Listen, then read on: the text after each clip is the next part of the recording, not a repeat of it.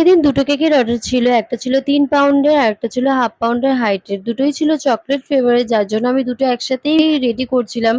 ক্রাম coat করে রেখেছিলাম। তো হ্যালো এভরিওয়ান, সকলে কেমন আছো? আশা করি সবাই ভালো আছো। এই কেকের অর্ডারটা করেছিল আমার সেই স্কুল ফ্রেন্ড। তো ও আমার থেকে সবসময় কেক নেয়। তো আমার কোনো ভুল হলে বা আমি কোনো জিনিস না পারি ঠিকঠাক করতে, তাও আমাকে সাপোর্ট করে। এই কেকের অর্ডারটা একদম সিম্পল ছিল, কিন্তু হোয়াইটের মধ্যে যে ফন্ডেন্টের কাজটা ছিল সেটা করতে গিয়েই হয়ে গেছে একটা কাণ্ড। যেহেতু এখানে ফন্ডেন্টের কাজগুলো আমার হয়ে গেছিল, তো গাড়ির থিমে ছিল, ওগুলো সব আমার কমপ্লিটও হয়ে গেছিল। কিন্তু যখন কেকটা ডেকোরেশন করতে যাই আমি ফন্ডেন্ট গুলো দিয়ে, তখনই হয়ে যায় বাজে একটা কাণ্ড ঘটে যায়। কারণ তখন কালার গুলো পুরো হাতে লেগে যাচ্ছিল। এরপর আমি তাড়াতাড়ি করে গিয়ে পেপার কাটিং করে ফন্ডেন্ট দিয়ে বসিয়েছিলাম। আমি যেই ফন্ডেন্টটা ইউজ করি সেটা খুবই ভালো কোয়ালিটি, একটু দাম বেশি কিন্তু খেতেও খুব ভালো। তাও এরকম মেল্ট হয়ে যায় কেন সেটা আমি জানি না। আমাকে তোমরা একটু বলতে পারো যে কোন ফন্ডেন্টটা ইউজ করলে তাড়াতাড়ি মেল্ট হয়ে যাবে না? ফন্ডেন্টের কাজ করতে আমার এই জন্যই ভালো লাগে না, খুব মেল্ট হয়ে যায়। যত সুন্দরভাবে